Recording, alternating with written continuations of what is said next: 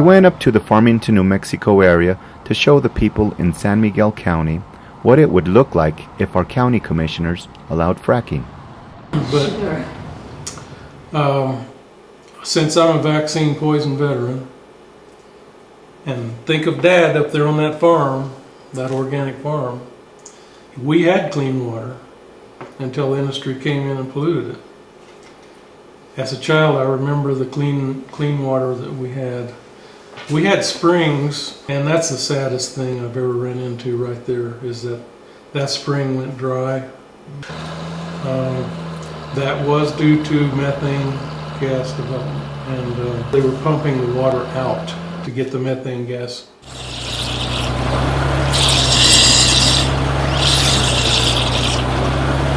Methane gas is being released here, but you can't see it. You can only see it with an infrared camera. This gas is releasing cancerous substances. If you breathe it, you can get cancer. The release of this gas is not regulated by our federal government. This forces your children and grandchildren to inhale the oil company's toxic solution. Thanks to technology, today's technology, we were able to prove that we had methane gas in our water wells. The water wells, you could actually flame them, light the methane. Well, the sad thing about all that is methane carries benzene and toluene in a lot of cases, carcinogenics. Mm-hmm.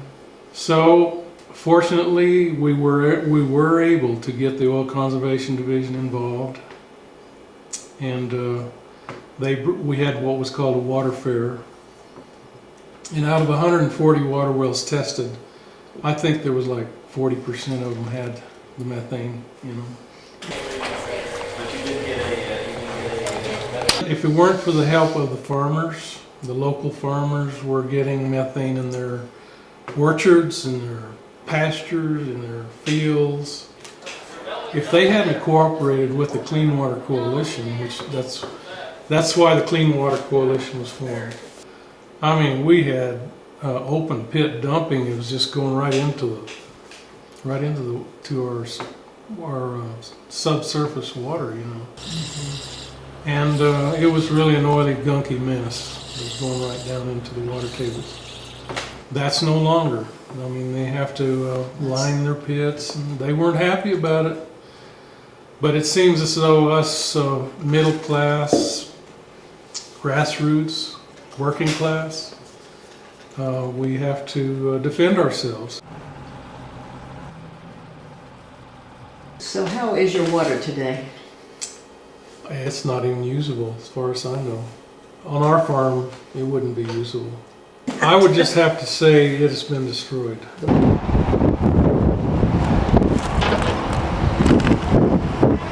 Close up in that danger.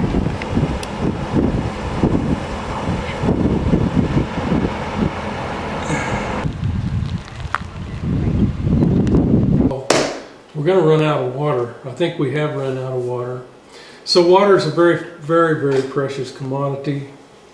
And if your area is at that point and you don't have a big surplus of water, it's pretty insane to go in and just destroy what your children and your grandchildren's future may be. To frack one well, one time, will use 10 days of our drinking water.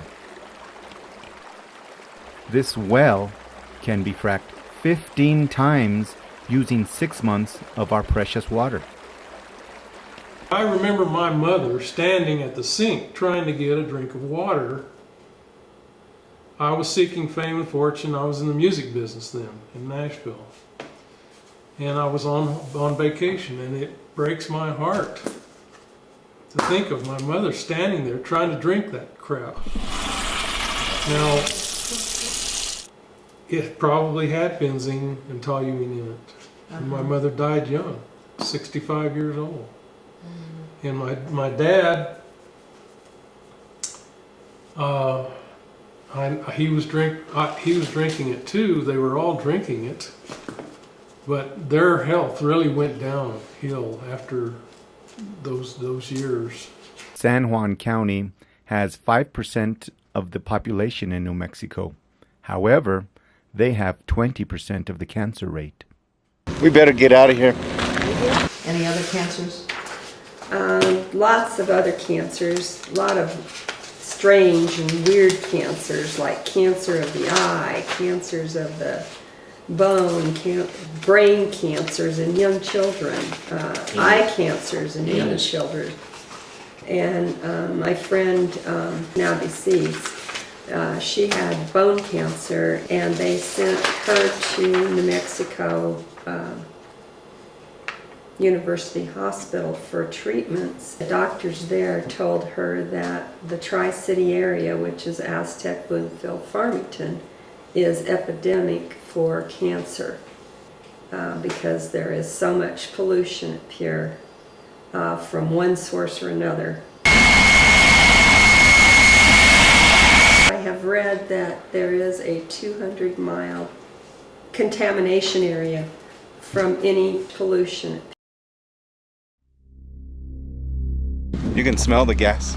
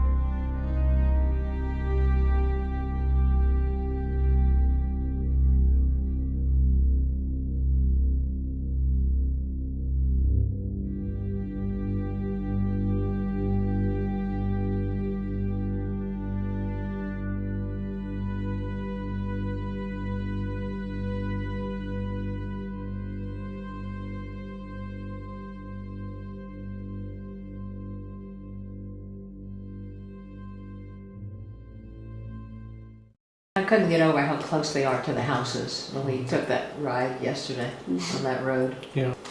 It's unbelievable. They're right in town. Right in town. I mean, Aztec, Farmington, all down the South Side Road down there. Another thing that we haven't even addressed here, and which is becoming a problem, and that's sinkholes. Sinkhole, because they suck everything out, and what water's there and everything else, and change the formations, the ground falls. Well, we need to stand back and say, can we be intelligent? Can we be reasonable? Can we be considerate of our fellow man? How many billions do these people have to have?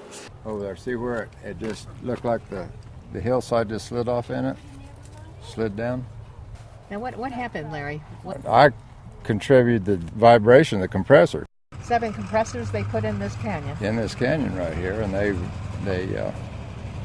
I mean, it just echoed all the way up and down through here. And they told us we couldn't do anything about it. And I said, well, we'll see about that. Now, we were in that public hearing with Larry and Carol, trying to get them to put an enclosure around those 1,000 horsepower compressors. They had 80 decibels of noise in their front room. I think there was around 200 people in the backyard here with petitions and everything else. And I told them I wasn't in for it for any money or compensation. I said, you put 7 compressors in this canyon right here, and it just echoes up and down through here. And I said the vibration was really bad in the house. And the guy that was representing that company stood up and he said, I'm here to defend the interests of the investors of my company. And I blew up. I'm sorry.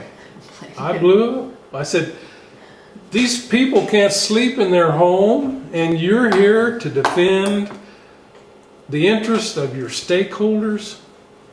Well, that is really wonderful, you know. And but the next time they come out, after I got on national TV, well, they said, Mr. Rhodes, how can we settle this problem, you know, or fix the problem? Now tell me, what is the situation now, Larry? Well, it hadn't changed a lot. They have quietened it down, and you can still hear it over here. You know, if the wind's just right, at about 2 o'clock in the morning, the wind changes and goes north, and that's when you wake up saying, well, is there a freight train coming through?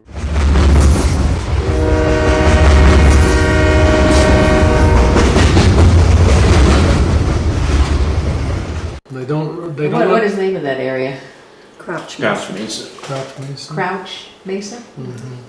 Uh-huh. How are they taking advantage of those people over there? Put in land farms, putting in the injection wells. It's like a rotten egg smell. Well, that must have been what we smelled when we came. That land farm is stuff that evaporated already into the pits. Yes. So it's the Well- worst of the worst dried up. Back in the soil. Well, they aerate it. So they So- say. so they- That means it they- goes Throw up, it into the air. goes up in the atmosphere, and they put chemicals in there that's supposed to cause it to digest. More chemical. Yeah, more chemicals, and it's kind of a nightmare. What we don't understand is what we breathe goes straight into our bloodstream through our lungs, you know. And then the liver has To take to care of it. clean that bloodstream. See, what they do is they hire people that are not attached to the land and the area. It's kind of intentional. I believe it's intentional. They might live here, but chances are if something happened and they, you know, the money dried up here, they'd just move. They'd go. It's not like people Yeah. who've lived here So what- all their lives. So what you're saying is when they do when the oil industry does come into an area, they bring their own people for the most part. For the most part. I would say 60% are not from the area. Most of your work comes from, like I said, what they call roustabout crews. You know, that just put the equipment on it and they don't care. They haven't, you know, all they're told is go out and set this on the pad, and that's what they do, and they leave. They tie everything in, the gathering lines and so forth, and they're gone. You know, but all the planning stages and all this stuff, those people could care less. That's right. Yeah, the planning stages and the development, they're done by people that aren't attached to the land. Now tell me, do you have any message for the people in San Miguel County? And the majority Well, of them as do not far- want the oil industry in there. Well, it's good economy. I mean, as far as the economy, it does create jobs and it puts people to work and everything else. But you have to weigh the differences between, like you were talking about, the groundwater, the surface water, and once they do their fracking and everything, it's too late. I mean, it's done and over with. Like I said, you can't fight the oil companies. I'm telling you right now. We're going to beat them.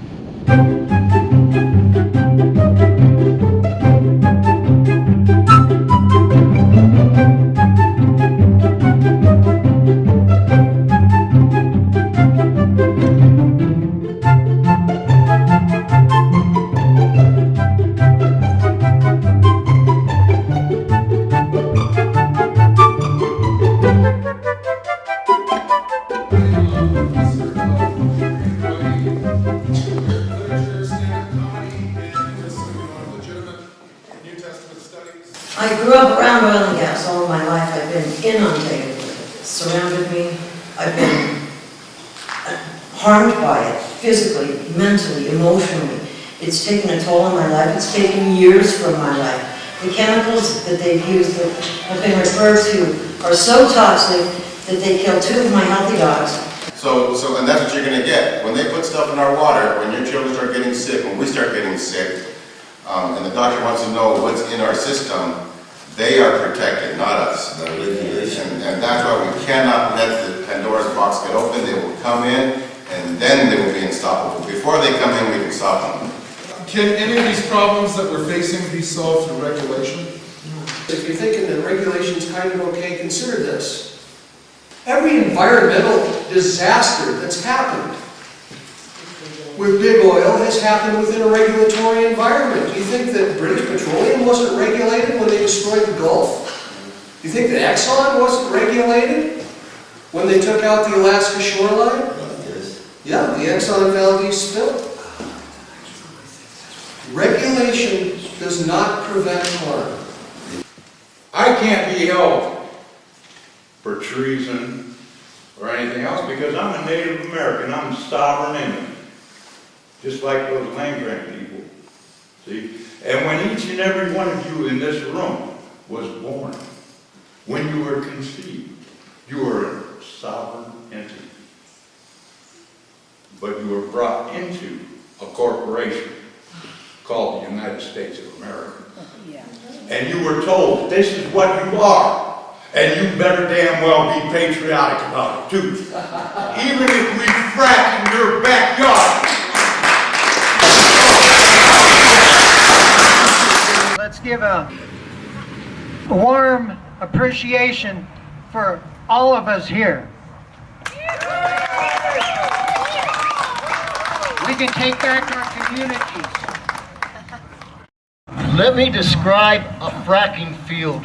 This is one thing that we talk about drilling holes in the ground and stuff, but you can't really get a picture until you have seen a map of a fracking field, and I unfortunately don't have one big enough to show you. So I'll try to give you a description. Say they go out here about a mile the other side of the Deep Ib Park, and they put in 56 wells. Those wells will go down and take off on laterals that run 2 miles, and then they will frack them. So when they are finished, folks, this fracking field is all the way from where we are to my house in Romeroville. That's how big this thing is. They're 2 miles in either direction, and the fracking pad where they drill the wells can be as big as a mile square. They are immense. I'd like to now announce Marianne Romero. I was born, raised, and still live in San Miguel County. I'm not a professional speaker, but I come out here wholeheartedly. I was taught at a very young age to respect my environment and Mother Earth. I hold it very dearly to my heart to today. Nowadays, today we have this company that says it's bringing prosperity to our community, but they fail to tell you the poison that they bring to Mother Earth, the illness that it causes for your children, yourself, future generations, your grandchildren. Do you want that? Hell no. People, let's wake up. Let's get our heads out of the sand, for not the better use of the word that I really want to use. Call the commissioners. Inform people. We do not want fracking in San Miguel County. Bottom line. Thank you.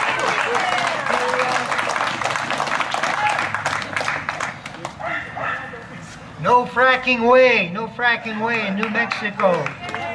Let's ban this all over the country. It's time we went solar. Nothing that goes on in the county of San Miguel, in the city of Las Vegas, or for that matter, the state of New Mexico, should be done without the total consent and the approval of the citizens of this state. We always say in Las Vegas, ¿verdad, Tito? Que el agua es la vida. Right? El agua, nothing can happen with water. El agua es la vida. El agua no se vende, el agua se defiende. You don't sell water, you defend water, because that is the backbone of our economy, our environment, and our culture.